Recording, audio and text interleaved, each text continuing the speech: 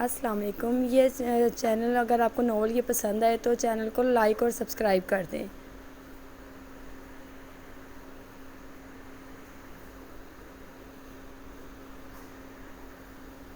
Channel ہے black مون season 2. نشا اور عمر.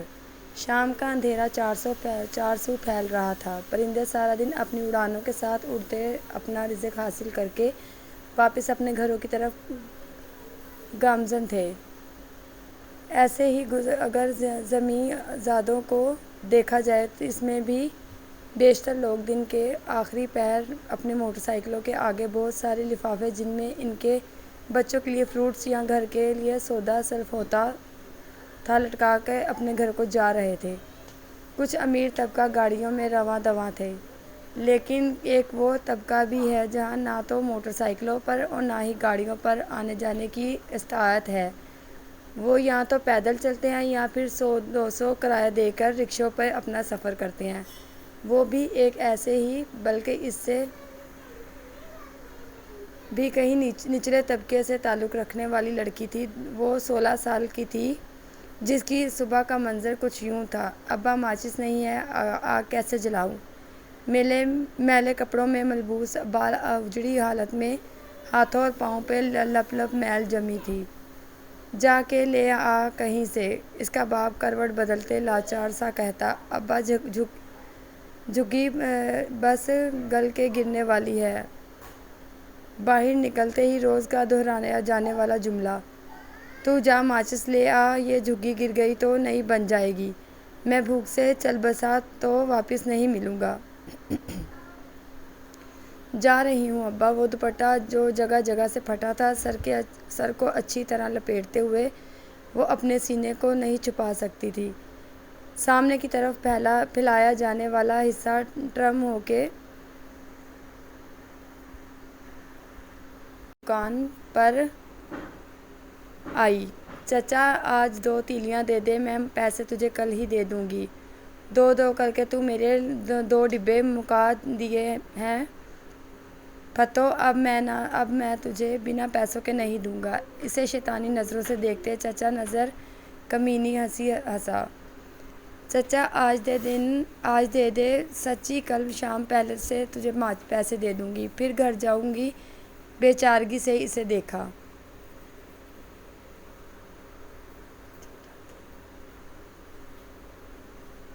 روز روز تو ایسا ہی کہتی ہے اور میں تیری بات سن لیتا ہوں، لیکن آج نہیں. یا تو پیسے دے یا پھر اس کی نظر سے اس کے چاک زدہ دوپٹے سے پار نظر آتے جسم پہ تھی.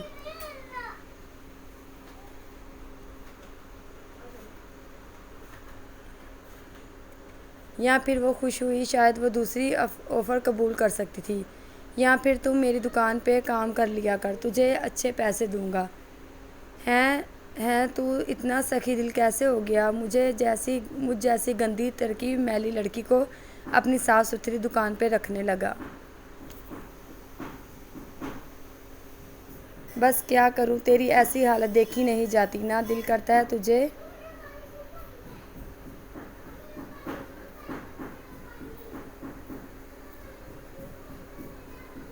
ساری خوشیاں دوں. وہ آہستہ آہستہ اسے جھانسے میں لے رہا تھا.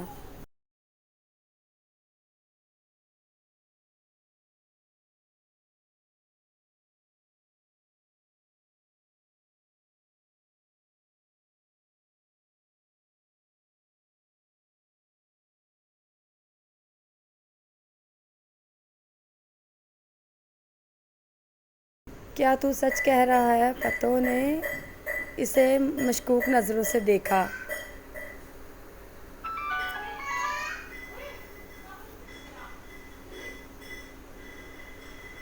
ہاں 100% سچ. آج تو ایسے ہی لے جا اور اب یہ مانگنے والا کام چھوڑ دے.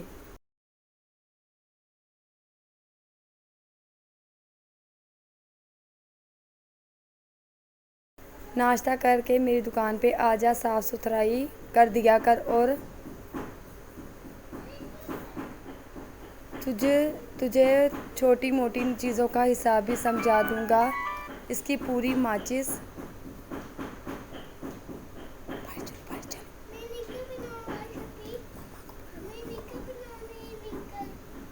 اسے پوری ماچس کی ڈبیا پکڑائی۔ ٹھیک ہے، لیکن اب میں ابے سے پوچھوں گی پہلے، اگر اس نے اجازت دی تو تیرے ساتھ کام کرنے کے لیے تیار ہوں۔ ٹھیک ہے، ویسے اس نے کون سا اس نے جھگی سے باہر نکلنا ہے جو اسے پتہ چلے گا کہ تو کیا کر رہی ہے؟ نہیں، میں پھر بھی ابے سے پوچھوں گی۔ اب میں چلتی ہوں۔ ابا آوازیں لگا رہا ہوگا۔ وہ دوپٹہ سر پہ جماتے ہوئے واپس ہو لی۔ جھگی میں آ کے پہلے ناشتہ بنایا، پھر ابے کو نیند کی گولی دے کر سلا دیا۔ اس کے جسم پہ زخم بنے ہوئے تھے جن میں اب کیڑے لگ چکے تھے۔ اس غریب کے پاس بس نیند کی گولیاں ہی تھیں جو سکون دیتی تھی۔ اب تو جیسے ان گولیوں کا نشہ سا ہونے لگا تھا۔ جو چیز اب آپ کو تکلیف سے مروا کر دے وہ پیاری ہی لگتی ہے۔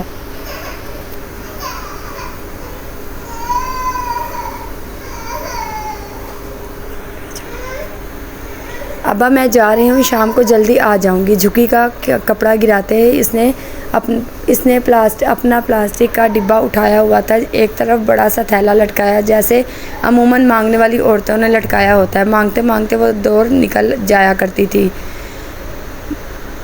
گھروں سے آٹا پتی چینی اور دکانوں والوں سے پیسے، کبھی بے عزتی دھکار لان تان، کبھی دل چھلنی ہو جاتا تھا تو کبھی خود کو باہر کر کے وہ اپنے راستے سے ہو لیتی۔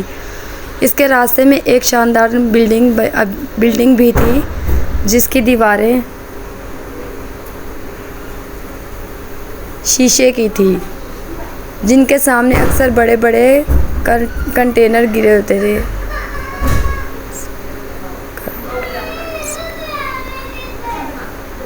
کرٹنز گرے ہوتے تھے تو وہ مایوسی سے گزر جاتی، اور جس دن وہاں کوئی رکاوٹ نہ ہوتی اس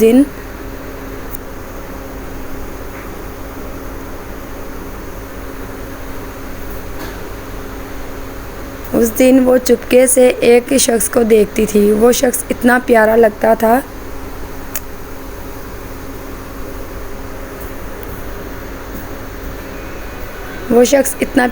تھا، دل کرتا تھا بس دیکھتی رہے۔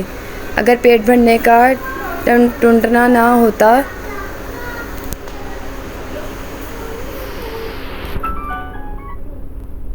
تو وہ وہاں سے سرکتی ہی نہ۔ وہ آدمی کتنا خوبصورت تھا، اسے دیکھ کے وہ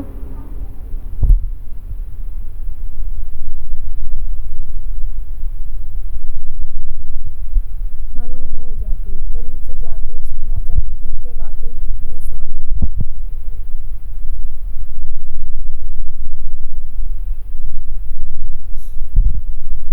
سونے لوگ اس دنیا میں بھی ہوتے ہیں۔ اس نے ایسے تو بس فلموں کہانیوں میں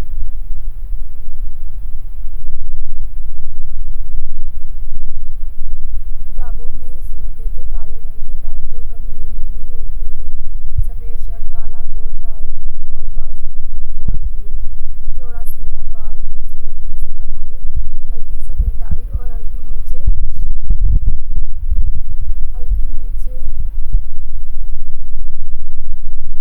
سیاہ کالی گہری آنکھیں اور سفید رنگ، یہ اونچا لمبا قد ربا چھو نہیں سکی۔ اس کے سینے سے آواز آئی، اس کے آواز ہی سنا دے۔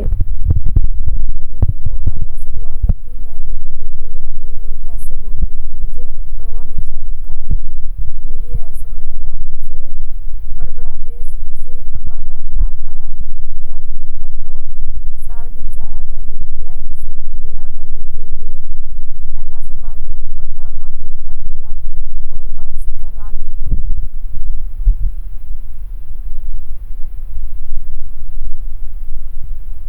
وہ اسی کو تکتے واپس جا رہی تھی۔ شام کا اندھیرا اس کے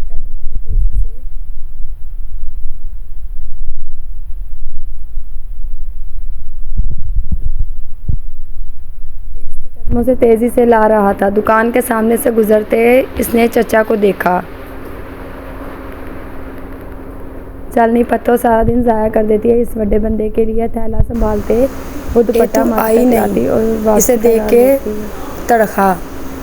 ابھی بھی اس کو تکتے واپس جا رہی تھی. شام کا اندھیرا اس کے قدموں. میرا دماغ نہیں خراب کہ تیرے پاس آؤں. چڑھانے والی ہنسی ہنستے وہ اپنی جھگی کی طرف بھاگ گئی. وہ جانتی تھی اسے شیطان چچے کی نیت کیسے وہ اس کو دیکھ رہا تھا. ایک بار تو اس کمینے نے حد کر دی تھی. اس کا گریبان میں ہاتھ ڈالنے کی کوشش کرتے اس کی قمیض کا گلا ادھیڑ دیا تھا. پر عین وقت پہ گاہک آ گیا تو وہ بھاگ نکلی. وہ مانگنے والی تھی جسم بیچنے والی نہیں. ان فقیروں کے پاس ایک عزت ہی تو ہوتی ہے. اگر وہ بھی بیچ دیں تو کیا رہ جائے گا؟ کیا میں اتنی سستی ہوں کہ کوئی بھی میرے بدن کو چھو لے گا؟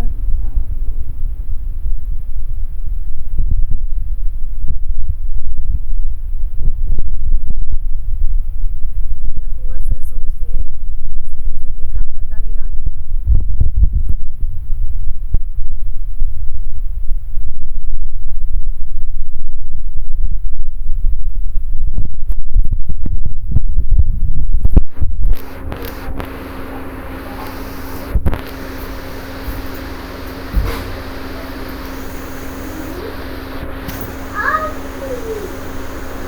یہ کیا تم پاگلوں کی طرح 24 گھنٹے سکرین کے سامنے ٹکی ہوتی ہو؟ اشوے اپنے روم سے نکلی تھی اور سامنے ہی لاؤنج میں ایک طرف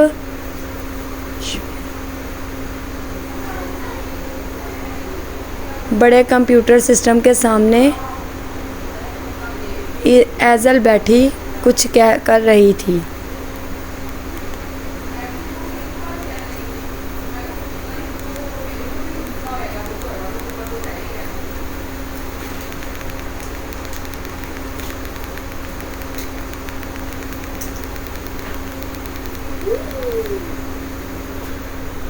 کیا مما ہر وقت کہاں صبح اسکول جاتی ہوں پھر اکیڈمی اور ابھی شام کے 6 بجے وقت ملتا ہے مجھے. میں ایزل شیخ سام شیخ اور اشوے اسام کی اکلوتی لاڈلی بیٹی. بس باہر والوں کو کہا جاتا ہے اندر ہی اندر جتنے مجھ پہ ظلم ہوتے ہیں میں بتا نہیں سکتی.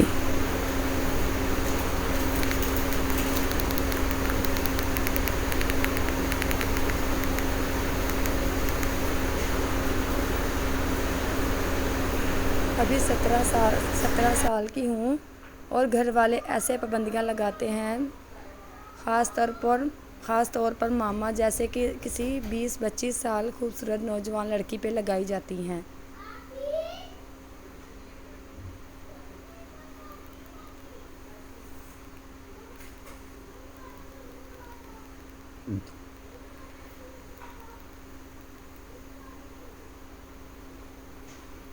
انہیں خطرہ ہے کہ میں کہیں خراب نہ ہو جاؤں. میرے اور بھی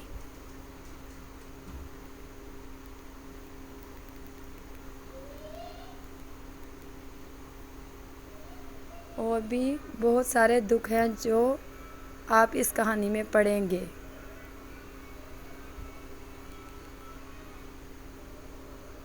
تو لازمی وقت نکالنا. اس کے لیے تمہارے پیپر ہونے والے ہیں نا.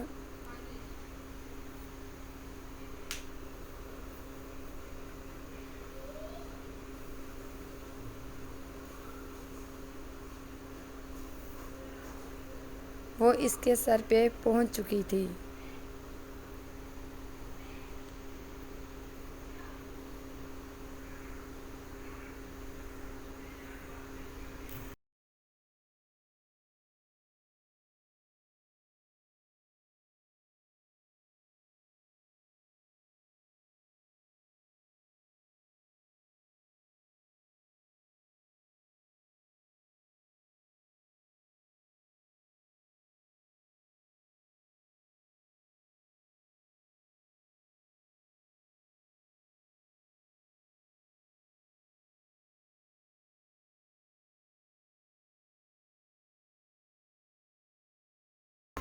اس پہ کون سی تیاری ہوتی ہے؟ مجھے بیوقوف بنا رہی ہو؟ نہیں سچ میں مما اس میں نوٹس ہیں میرے. یقین نہیں آتا تو دیکھ لیں. اوکے جلدی فارغ ہو جاؤ. نوٹس ریٹرن بھی میں لیا کرو انہیں نہیں تو بھائی سے کہوں گی. بھائی سے کہو پرنٹ نکلوا دے گا. اشویک اس کے اندر انداز پہ مسکرائی۔ ایک اس کا وقت تھا تب وہ بھی مما سے ایسے ہی کہتی تھی۔ اس سے تو عائشہ نے لیپ ٹاپ لے بھی لیا تھا۔ جب تک پیپر ختم نہیں ہوں گے وہ بابا کے آنے سے پہلے بند کر دینا۔ اوکے۔ وہ چیئر آگے گھسیٹتے کی بورڈ پہ وہ دوبارہ انگلیاں چلانے لگی۔ آج کل وہ ایک نئے پنگے میں پڑی ہوئی تھی۔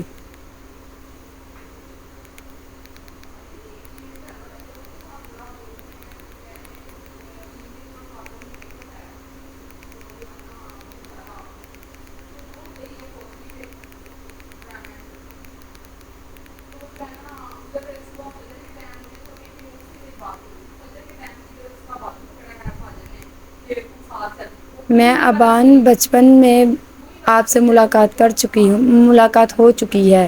جی ہاں، وہی ابان جس سے اس کے والد صاحب تنگ تھے کیونکہ انہیں ماما کو سمجھ گئے ہوں گے۔ جی وہی ابان۔ خیر اب تو کافی سمجھدار ہوں۔ بقول بابا کے تینوں میں سے ایک میں ہی ہوں، کام کا نکلا ہوں۔ میں 28 سال کا ایک ہینڈسم بابا کی طرح کا پروکار بندہ ہوں۔ میں خود اپنی تعریف نہیں کرنا چاہتا لیکن آپ لوگوں کو بتانا بھی ہے نا، میں بزنس پڑھ رہا ہوں جو کہ بس اپنے آخری مراحل میں ہے۔ اپنے انہی بابا کا سہارا جو مجھ سے اکتائے ہوئے رہتے تھے، تو اب تو باقی دونوں نمونوں کو میری مثالیں دی جاتی ہیں۔ بھائی کو دیکھو اور خود کو دیکھو۔ ایزل تو برداشت کر لیتی ہے لیکن آذان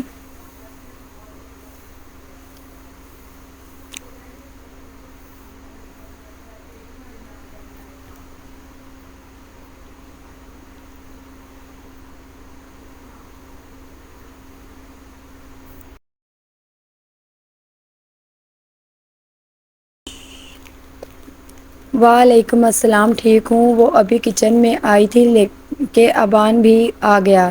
اس کی یونیورسٹی کا آخری سال تھا۔ کلاسز سیکنڈ ٹائم ہوتی تھی۔ بابا نہیں آئے ابھی۔ ایشوے کے ہاتھ سے پانی کا گلاس لیا۔ نہیں آنے میں وقت ہے۔ اوکے، میں چینج کر کے آتا ہوں۔ پانی کا خالی گلاس پکڑایا پھر اپنے روم سے چلا گیا۔ سبھی شوق سے کھاتے ہیں اور ایک جو نہیں کھاتا وہ ان سے بہت دور تھا۔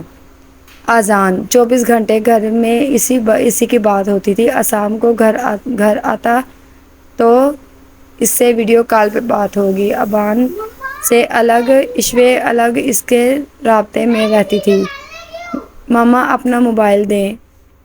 ایزل کمپیوٹر چھوڑ کے اس کے پاس آئی۔ اب اسے کیا کرنا ہے؟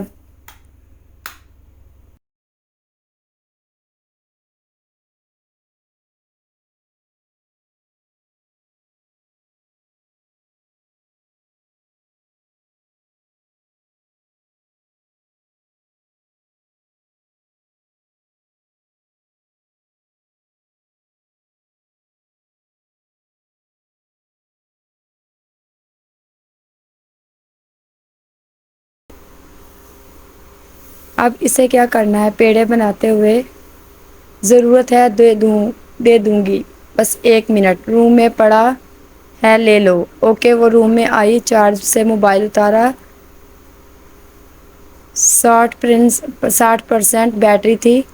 مما آپ سارا دن کیا کرتی ہیں موبائل کے ساتھ؟ کبھی تو یہ فل چارج ہو۔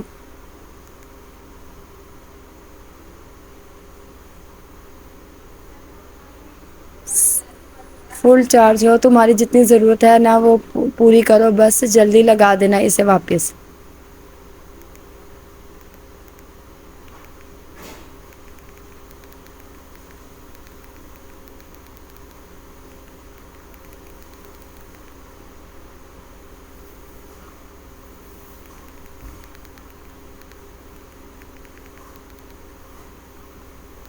ہاں پتہ ہے، بھائی کو کبھی اپنے کام بھی کرنے دیا کرے۔ 24 گھنٹے آپ انہیں تنگ کرن ہوتا ہے. ایک دفعہ میں دن میں کال کرتی ہوں. ہاں وہ بھی 24 گھنٹے کی. تمہیں کوئی مسئلہ ہے؟ بابا کو بتاؤں گی بہت بگڑتی جا رہی ہو. اوکے. وہ چپ کر گئی کیونکہ اگر بابا کو پتہ چلتا تو پھر شامت آنی تھی. جوں جوں بڑے ہوتے جاتے ہیں دماغ ہواؤں میں اڑنا شروع کر دیتا ہے. روٹی توے پہ ڈالتے وہ بڑبڑاتی رہی. اس سے اچھا نہیں لگا تھا کہ ایزل کا اذان کے لیے اس کا مذاق بنانا.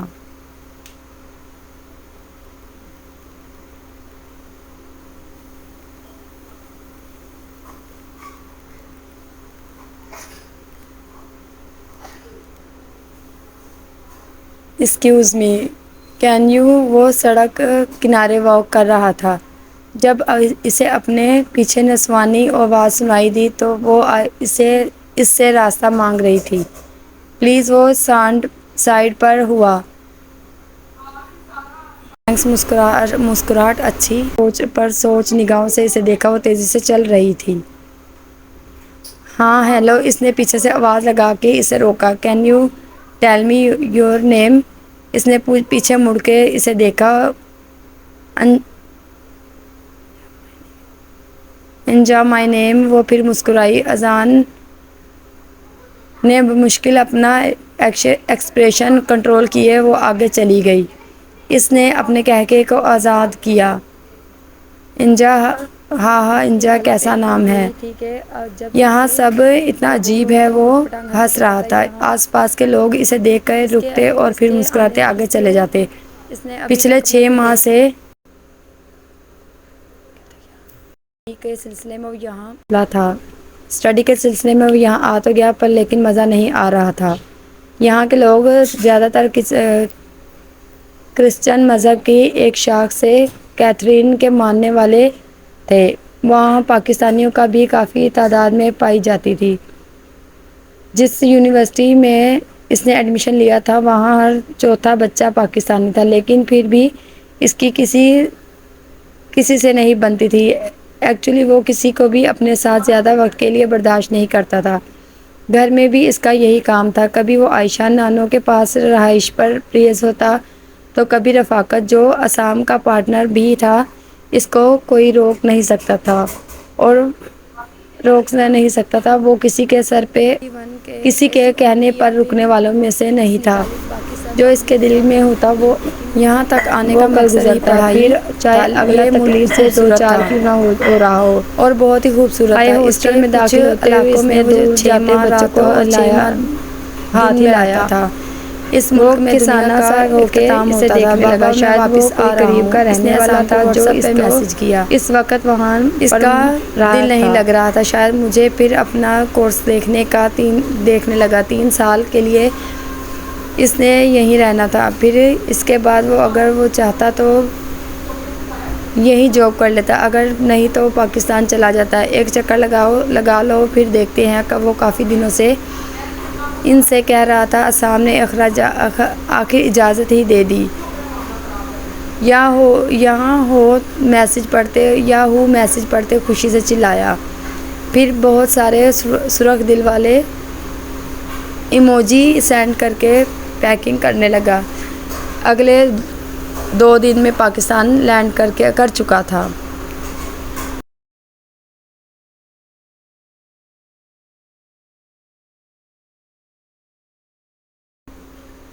بھائی ایزل نے سب سے پہلے اسے دیکھا تھا. بھاگ کے اس کے گلے لگی. واپس آ گئے. دل نہیں لگا نہ وہاں. ہاں تمہاری شرارتوں کے بنا لگ سکتا ہے. اس کے گال پہ پیار کرتے صاف کیا. مما دیکھے کون آیا ہے. عشوے سے اسے بھاگ کے اسے دیکھ چکی تھی. اسام نے اسے بتایا. اچانک پتہ چلا کہ کہیں ہارٹ اٹیک ہی نہ آ جاتا. مجھے پتا تھا. گلے لگتے ہی اس کے سینے تک ہی سر پہنچا تھا. عشوے کا کیسے ہے اب آپ دونوں؟ ہم لوگ ٹھیک ہیں. تم سناؤ کیسا رہا سفر؟ پانی کا گلاس پکڑایا. سب زبردست تھا. بس آپ لوگوں کی یاد آ رہی تھی. ہاں تو وہ تو آنی ہی تھی.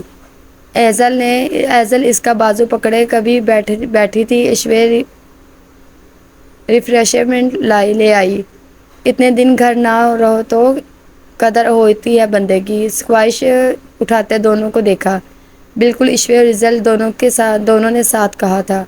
کچھ دیر بیٹھ کر وہ لوگ باتیں کرتے رہے، پھر اذان فریش ہو کے اسام کے آفس کی طرف چلا آیا۔ اپنی فیملی میں سب سے زیادہ قریب وہ اسام سے ہی تھا۔ صاحب اللہ کے نام پہ دے دو۔ اس کی پھٹی کالے رنگ کی چادر میں خود کو چھپائے ٹوٹی چپل کے ساتھ وہ ایک دکان کے کاؤنٹر کے سامنے کھڑی تھی۔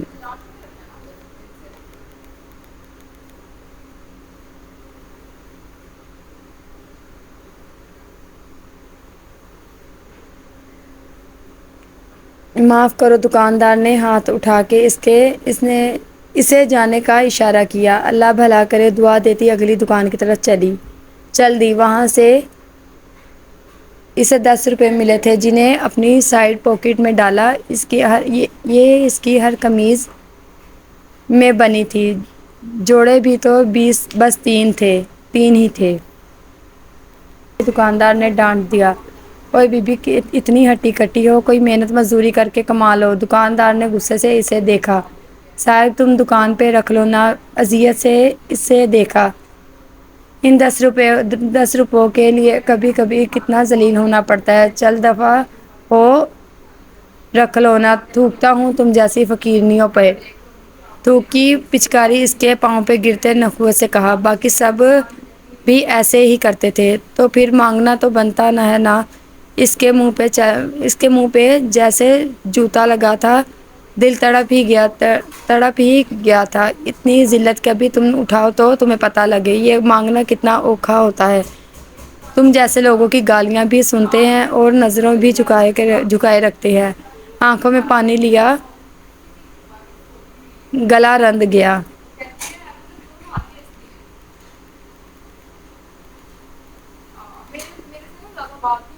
اگلے پچھلے دکانداروں نے طنز کیا، اس دکاندار کو دیکھا، چل دفعہ ہو، یہاں سے تماشا لگا رہی ہے۔ دکاندار نے شرمندہ ہونے کے بجائے اسے وہاں سے بھگایا۔ سر جھٹکتے پتوں نے آگے قدم بڑھا دیے۔ ابھی وہ کچھ ہی دیر آگے گئی تھی کہ ایک دم کوئی چیز اس کے سامنے آ کے گری۔ وہ ڈر کے 2 قدم پیچھے ہو گئی۔ ہاں، ایک لڑکے کا سر اس کی آنکھوں کے سامنے تھا۔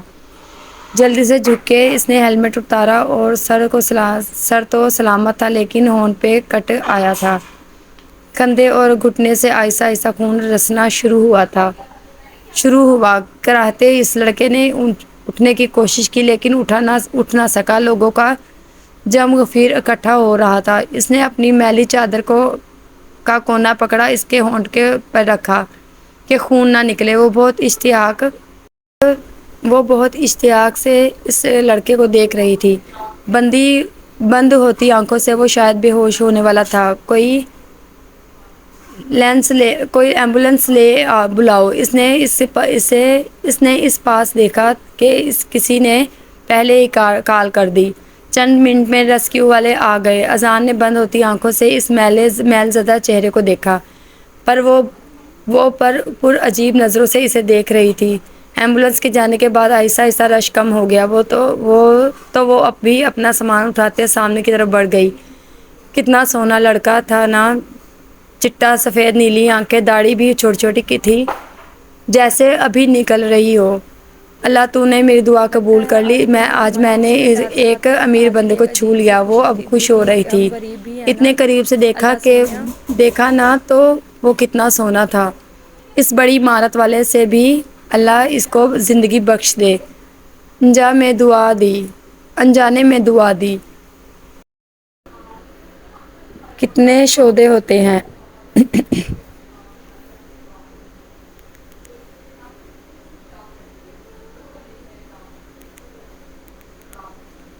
ہمیں ان آسائشوں اور آسانیوں کا پتہ ہی نہیں ہوتا۔ ہمیں محسوس ہی نہیں کیا کہ کبھی کہ اسے اے سی کی ٹھنڈ میں کتنا سکون ملتا ہے۔ ہم تو بس جھگی کی گرمی میں ہر دن گزار دیتے ہیں۔ وہ مایوسی سے عمارت پہ نظریں گاڑے کھڑی تھی۔ جب اسے کسی نے پکارا، اوئے میرا نال آ، اس بلڈنگ کے گارڈ نے اسے آواز لگائی تھی۔ ہاں، پیچھے مڑ کے دیکھا، یہ لے صدقہ ہے بڑے صاحب کے بیٹے کے لیے دعا کرنا۔ گارڈ اسے 5,000 والے کئی نوٹ پکڑا کے اندر چلا گیا۔ وہ حیرانی سے وہ نوٹ دیکھ رہی تھی۔ وہ نہیں جانتی تھی یہ صدقہ کس کا ہے۔ وہ تو بس یہ ایک امیر کو دیکھ کے ہی امیر ہو گئی تھی۔ ابا کا علاج بیڈ پہ لٹایا تھا۔ سوری بابا، مجھے کیا پتا تھا ہوا جیب میں رکھے پھر قدم واپسی کے راستے پہ ڈال دیے۔ بیٹھتے اس کے قریب آئی۔ ٹانگ اور کندھے پہ سٹیچز لگے تھے، ہونٹ پہ بھی ایک سٹیچز لگا تھا۔ لڑکی سامنے آ گئی تھی، کوئی مانگنے والی تھی۔ ذہن میں ایک دم وہ لڑکی آئی جو اس کے ہونٹ پہ اپنا کپڑا رکھے بیٹھی تھی۔ تم دھیان سے چلاتے، 6 ماہ بعد بائک پر بیٹھے ہونا تو تھا ایسا۔ اب ایسی بھی بات نہیں، آنکھیں بند کر کے چلا لیتا ہوں۔ ہاں لیکن کھلی ہو تو نظر نہیں آتا۔ ابان نے ٹکڑا لگایا۔ آپ کے پاس تو گاڑی ہے، آپ کو کیا پتا بائک والوں کا دکھ۔ سارا قصور بائک کا ہے۔ میرا بھائی اچھا ڈرائیور ہے۔ ایزل نے سب کو گھورا، سب سے زیادہ پریشان تھی۔ ہاں جیسے ایزل کہہ رہی ویسے ہی۔ اذان تو مسکرا بھی نہیں سکتا تھا۔ میں سوپ بنا کے لاتی ہوں، آپ بھی چینج کر لیں۔ عشوے نے اسام کو دیکھا، کانوں کے قریب سے بال سفید ہو رہے تھے۔ ٹھیک ہے، وہ آفس میں تھا جب اسے ہاسپٹل سے کال آئی تھی کہ پھر اس نے راستے میں ابان کو بتایا تھا۔ عشوے ابان کے ساتھ ہاسپٹل گئی تھی، ایزل گھر ہی رکی تھی۔ بابا کے پیچھے ابان بھی باہر چلا گیا، ایزل وہیں بیٹھی رہی۔ ابان بھائی اندر آئے۔ وہ اذان کے پاس بیٹھی کب سے اسے دیکھ رہی تھی۔ اذان ہاسپٹل سے گھر آ گیا تھا۔ ماما کچن میں سوپ بنا رہی تھی۔ بابا اپنے روم میں چینج کرنے کے گئے تھے اور ابان باہر صوفے پہ نیم دراز تھا۔ اس کی ٹانگ رگڑ کی وجہ سے کافی زخمی تھی، جس سے اٹھنے بیٹھنے میں تک پرابلم ہوتی تھی۔ کیا ہوا؟ اٹھ کے اندر آیا، یہ ایسے کیوں لیٹے ہیں؟ ابان منہ کھولے، آنکھیں ایک طرف موڑے۔ کب سے ایک ہی حالت میں پڑا تھا۔ پہلے تو کچھ دیر ایزل نے برداشت کیا کہ شاید مذاق کر رہا ہے، لیکن پورے 5 منٹ وہ ایک ہی سٹائل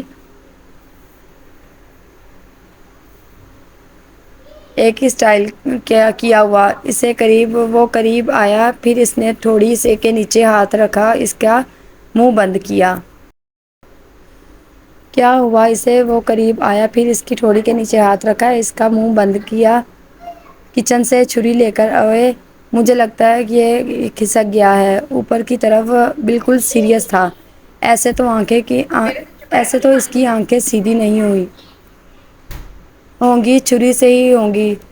جانچتے اس نے ایزل کو دیکھا جو نہ سمجھی اسے ایسے دیکھ رہی تھی۔ میں نے کچھ کہا، اسے ایک جگہ بت بنے دیکھ کے ابان ہلایا۔ ہاں جاتی ہوں۔ جلدی سے کچن میں آئی اور چھری اٹھائی۔ یہ لے بھائی، اذان ابھی تک اسی حالت میں تھا۔ بھائی بابا کو بلائے، کیا پتا مرگی کا دورہ پڑا ہو۔ تم سے زیادہ جانتا ہوں، اس طرح کے دورے اسے پڑتے رہتے ہیں۔ چھری کی نوک پہ پھونک مارتے قریب ہوا، پھر دونوں انگلیوں میں چھری ایسے پکڑی جیسے پکڑتے ہیں۔ نوک کی اس کی آنکھ کے قریب پہنچی۔ بھائی میں ٹھیک ہوں۔ ابان پیچھے ہوتے ہوئے سکون سے ایزل کو دیکھتا، وہ غصے سے اذان کو دیکھ رہی تھی۔ مسکرا لو یار، 2 گھنٹے سے سڑی ہوئی شکل بنائی ہوئی ہے، زندہ ہوں، ابھی مرا نہیں ہوں، سو ذرا ہو گئی اور ساری۔ وہ اسے نارمل کرنا چاہ رہا تھا۔ اذان سے زیادہ تو ایزل کی حالت پتلی ہو رہی تھی۔ تنگ مت کیا کرے بھائی، موٹے موٹے آنسو آنکھوں میں لیے اسے گھورا مت کیا کرو، کسی دن سچ میں آنکھیں نکلوا بیٹھو گے۔ ابان نے ٹانگ سے کے سٹیچز دیکھتے ہوئے دھمکایا، رونے کی بیماری مجھے تھی، اسے کب سے لگ گئی۔ بازو سے پکڑ کے ایزل کو اپنے پاس بٹھایا۔ پاگل یہ سب، پھر سر پہ تھپکی دیتے تسلی دی۔ کیا ہو رہا ہے؟ سوپ لاتی عشوے نے۔ کچھ نہیں ماما، بھائی کو بالکل بھی شرم نہیں آتی، اتنا تنگ کرتے ہیں۔ ایزل نے عشوے کی شکایت لگائی۔ عشوے نے میرا بچہ ہے، اس میں پریشانی والی کوئی بات نہیں ہے۔ وہ تمہارے بابا اور بڑے بھائی کو بھی نہیں آتی تو اذان کیوں پیچھے رہے گا؟ اسے بھی تو ان کے نقش قدم پہ چلنا ہے نا۔ آپ کی ہمت ہے جو آپ انہیں برداشت کرتی ہیں۔ ابھی تو بھائی نے میری جان نکال دی تھی، پھر سب بتایا اس نے کیا حرکت کی ہے؟ اوے تو اوکے تم کچن میں جاؤ، چولہا بند کر دینا، اسے ڈانٹتی ہوں، وہ دودھ رکھا ہوا تھا بوائل کے لیے، اسے باہر بھیجنا۔ ایزل چلی گئی، ایشوے نے دونوں کو گھورا۔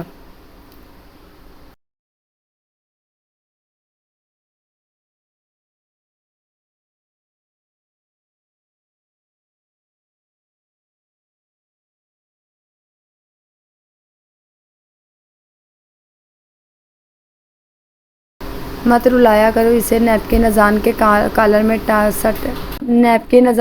سیٹ کیا۔ ابان سائیڈ پہ بیٹھا اسے دیکھ رہا تھا۔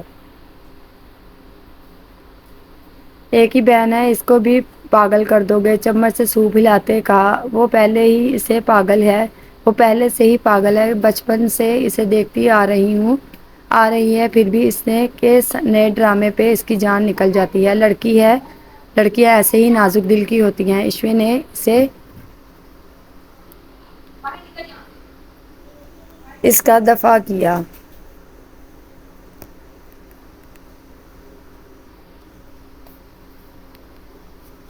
مجھے گھنٹہ ہو گیا نہیں۔ ٹھیک ہے بھائی، سوری، اسے کچھ نہیں کہوں گا۔ اذان نے ہاتھ اٹھاتے سر ہلایا۔